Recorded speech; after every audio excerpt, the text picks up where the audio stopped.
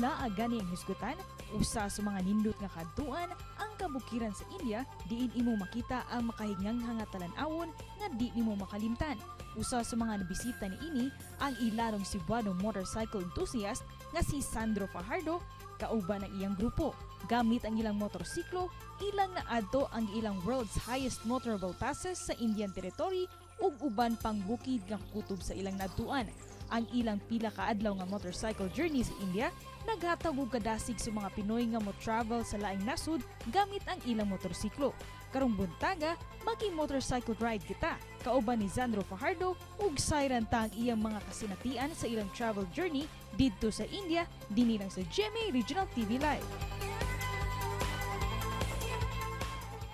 Ila na to karong buntaga Cebuano motorcycle enthusiast ug sayra to ila talag sa kasinatian abroad Sir Sandro Fajardo. Mayong buntag, kumusta ka Sir Sandro?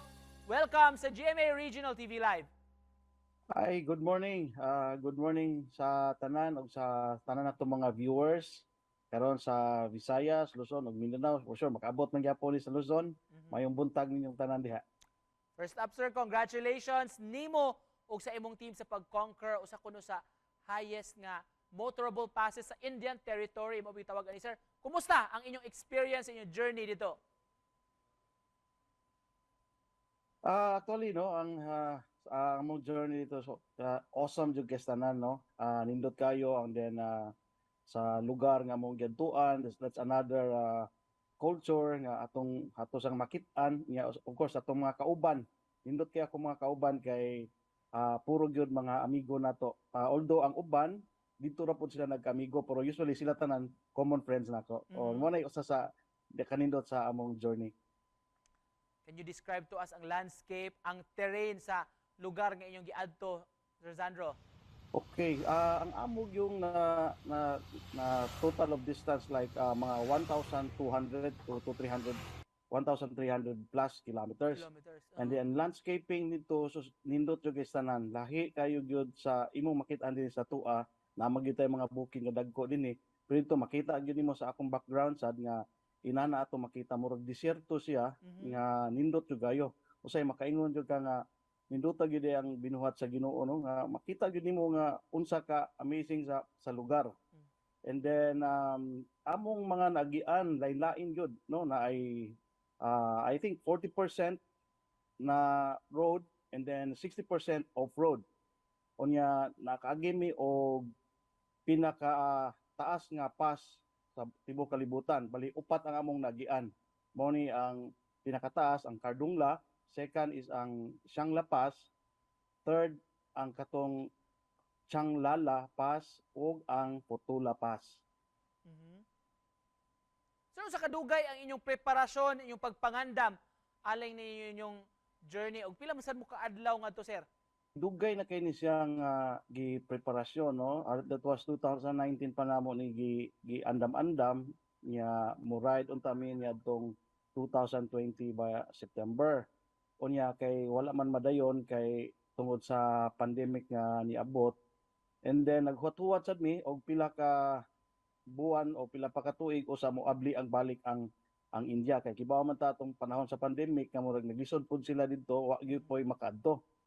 Aron ma-acknowledge sila sir, kinsa man ang naglangkob sa inyong team?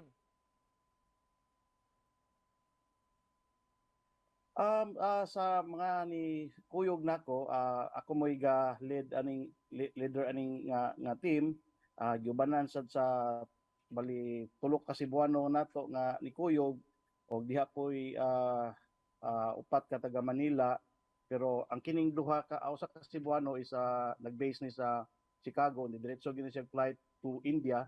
Aning usa sad nga taga Manila nga nag-flight gyud siya gikan sa New York going to India. So dito namin nakita tanan. Ang pangalan nila sa Cebu si Joyo o niya si Zoe Dakwa, taga Pardo ni siya pero based na ni siya sa Amerika, wala na siya muli sa Pilipinas. Dito namin nakita sa India. Niya ang ikatulo si Wesley Siren o si Jed Siren, usa ni sila sa mga negosyante po diri sa Manila nga nikuig na to mag-ama ni silang duha. Niya si Aris Dionisio o si Christian Silvanito, Joel Yuga o usa ka Cebuano sad nga si Kenneth Villa Gonzalo sa siya ka vlogger. Mao ni siya atong official nga photographer dito sa atong trip. Congratulations ninyong tanan, sir. Nganong napilian dai ninyo, sir, kining maong lugar sa India? Unsa magyoy katuyuan ninyo for holding this ride? Siyempre, kining mga motorista laagan jud kay tanan ni mangita gyud ni og mga lugar nga makalahi sad nga kalaagan. Then kinigong India usa ni kuan gini siya, kini ang it's a bucket list gini sa mga riders tanan. So halos gyud tanan nga mga motorista naghandom gyud nga makalarga dinhi lugar.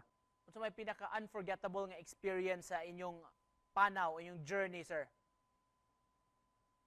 I think ang ako yung di gyud makalimta no kini yung among pinagsamahan nindot jud gayomi kanang wa gyud ni ingon nga lalis o niya sa lugar nga among nadtuan gwapo kay mig mga kuha nga picture o katong naami giyagian nga nasaag gyud mi sa disyerto nga mo toy murag lisod jud gisa nakaingon jud ko patay na kuani kay ako nahibilin man ko kay ako may moy kinakatapusan kay di man ako sila biyaan jud kay ako mas silang gigayran jud. So ako'y nahibilin nga nakaanak ko kuha na di na gyud ko unsaon na kuani kung mangita na lang gyud ko wa kay kapangatan kay wa itaw nga gasuroy-suroy kamo ra gyud dito sa bukid op nya na gyud sa pinaka-disyerto wa gyud kay kalandungan no. So mo gitoy pinaka-kuan ako nga experience nga murag di gyud ko kalimot ato. Sir, unsa may sunod nga target ninyong adtuon sa inyong team? Kini siya nga event is every year na nin ako gamit buhaton mag-invite na sa guglain nga mga friends nga pwede mo ko dito. Pero ako daghan pa kay kung lugar nga gustong adtuon. I think ang second ani kung mahitabo ni karon tuiga kundi early next year is ang plano ginamo is sa Morocco and o kining sa Asia, kining gikan sa Manila going to Bali, Indonesia.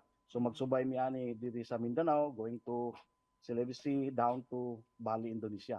And to close this, Sir Zandro, mensahe ni mo, sir, sa atong mga viewers Rumbontaga. Okay, sa mga viewers no na gusto kayong mobiyahe, pwede ko ninyo kontakon kay daghan kitag kaila nga connection sa lain-lain nga lugar and then mag-set tayo og kanang ang ride niya og katong uban nga bata-bata pa nga daghan pa kay mahimong ride before mo adto sa India, pwede na nyo buhaton. So I suggest katong mga age of 40, nga dool na sa 50, bucket list na ninyo. Okay, this is ride for a lifetime.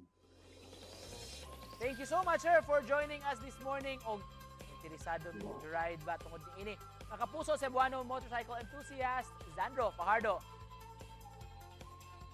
Daghang salamat iyo. Bye-bye. Bye-bye. Thank you. Sir.